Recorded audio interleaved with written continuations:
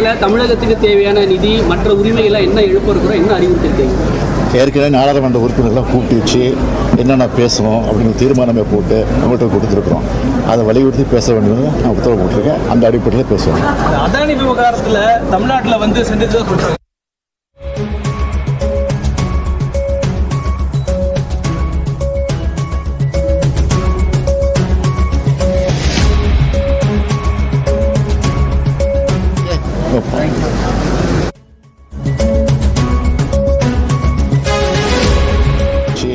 என்னென்ன பேசணும் அப்படின்னு தீர்மானமே போட்டு நம்மகிட்ட கொடுத்துருக்குறோம்.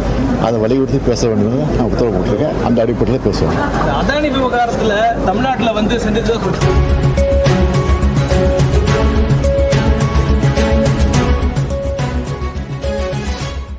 நாடாளுமன்ற குளிர்கால கூட்டத்தொடரில் தமிழகத்திற்கு தேவையான பல்வேறு விஷயங்கள் குறித்து என்னென்ன பேச வேண்டும் என்பது குறித்து எம்பிக்களை அழைத்து ஆலோசனை நடத்தி அறிவுறுத்தி இருப்பதாகவும் அது தொடர்பாக தீர்மானங்கள் நிறைவேற்றப்பட்டிருக்கக்கூடிய நிலையில் அதன் அடிப்படையில் திமுக எம்பிக்கள் நாடாளுமன்றத்தில் அது குறித்து பேசுவார்கள் என்கிற கருத்தை முதலமைச்சர் மு.க.ஸ்டாலின் தெரிவித்திருக்கிறார்.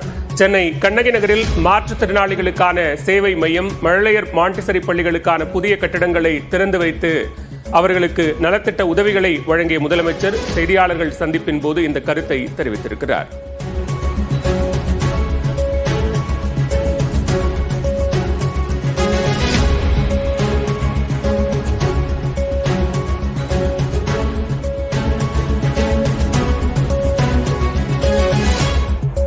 நாடாளுமன்ற குளிர்கால கூட்டத்தொடர் இன்று தொடங்கி இருக்கக்கூடிய நிலையில் நாடாளுமன்றத்தில் பேச வேண்டியவை குறித்து எம்பிக்களுக்கு அறிவுறுத்தப்பட்டிருப்பதாக முதலமைச்சர் மு.க.ஸ்டாலின் தெரிவித்திருக்கிறார். இது தொடர்பாக நடைபெற்ற ஆலோசனை கூட்டத்தில் விவாதிக்கப்பட வேண்டிய விவகாரங்கள் குறித்து விரிவாக ஆலோசனை நடத்தப்பட்டிருப்பதாகவும் அது தொடர்பாக தீர்மானங்கள் நிறைவேற்றப்பட்டிருப்பதாகவும் அதன் அடிப்படையில் எம்பிக்கள் தமிழக பிரச்சனைகள் குறித்து, கோரிக்கைகள் குறித்து நாடாளுமன்றத்தில் பேசுவார்கள் என்றும் முதலமைச்சர் மு.க.ஸ்டாலின் தெரிவித்திருக்கிறார்.